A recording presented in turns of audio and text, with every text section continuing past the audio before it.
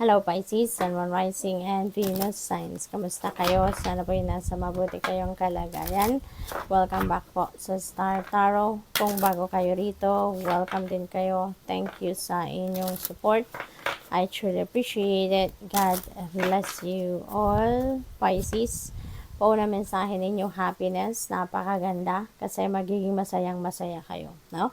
Immense delight can be found in the smallest of things, no? Kahit simpleng bagay, kahit maliit na bagay, no? Meron din tayong sayang nakukuha dyan. Kaya we need to be appreciative of everything, no? We need to be appreciative of anything sa buhay natin, maliit man o malaki. Okay? So you're going to be very happy also at this time. Marami sigurong mga ganap sa buhay ninyo ngayon na ikakasaya ninyo, favorable para sa inyo, no?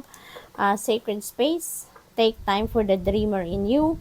Find your power in stillness. In your sacred space is the peace you seek. Alright?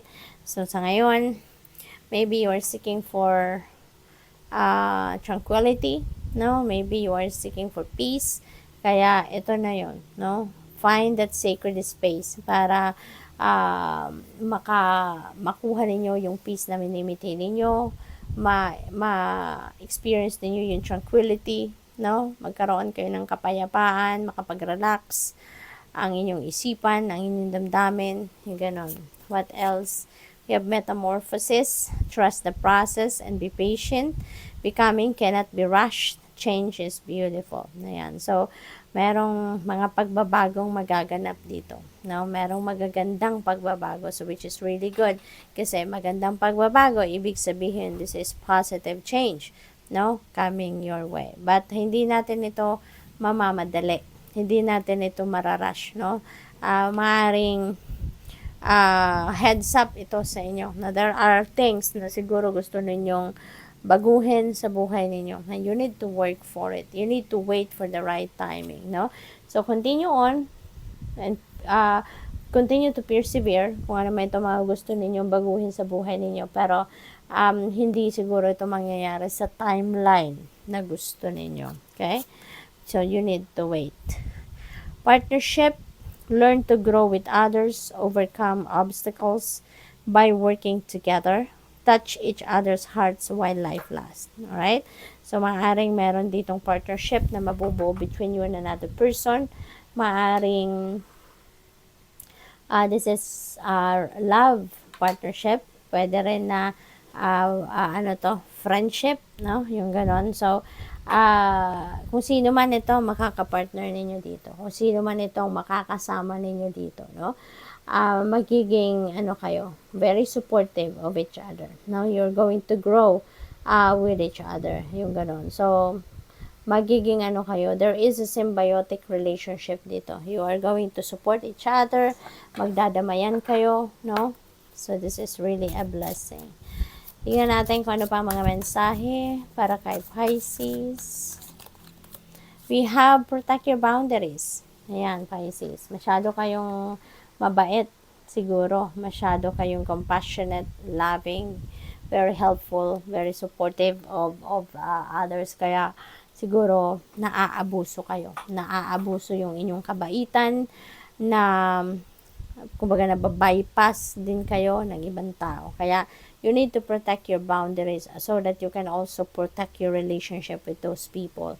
Kasi yung boundaries na yan, yan ang parang makakatulong din sa inyong relationship na mas maging stronger.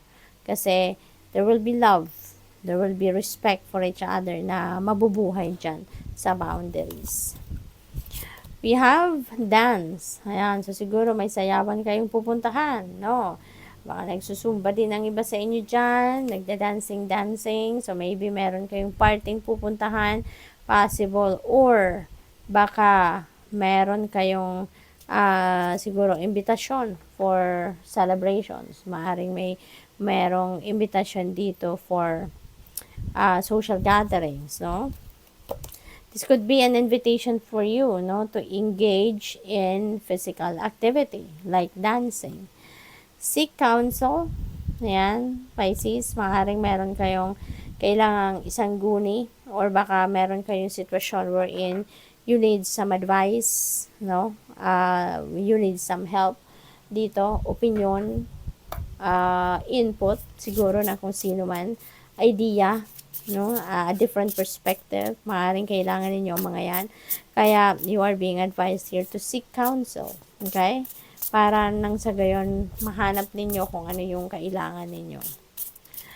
What else? We have savings. Wow, you always need to put something off for a bad day. Create savings for the future. Ayan. So, baka puro gastos si Pisces, no?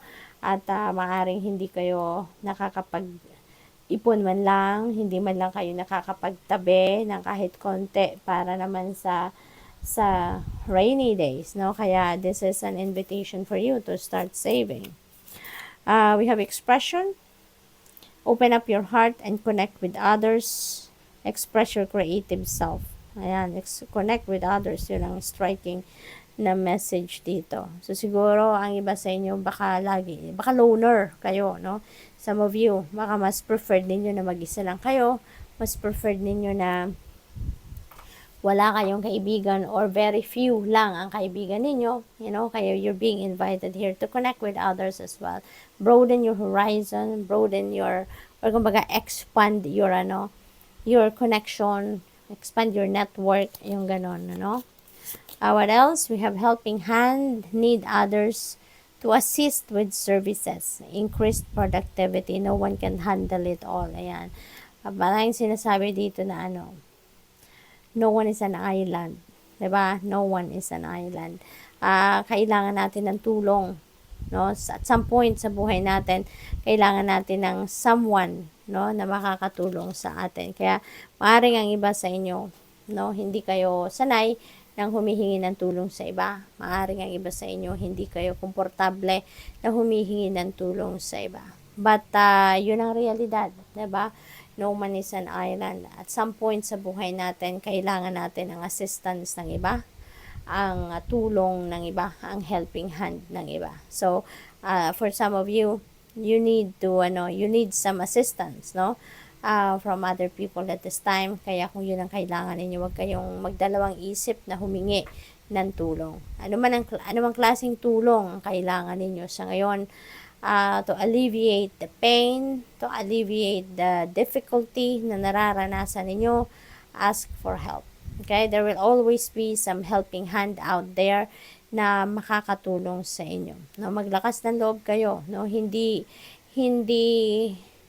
kabawasan ng pagkatao ang paghingi ng tulong, 'di ba? That's not a sign of weakness either, but that is a sign of strength, no? Naglalakas loob kayo na humingi ng asistensya sa iba. Okay? So, good luck. Thank you for watching. Love and light. Namaste.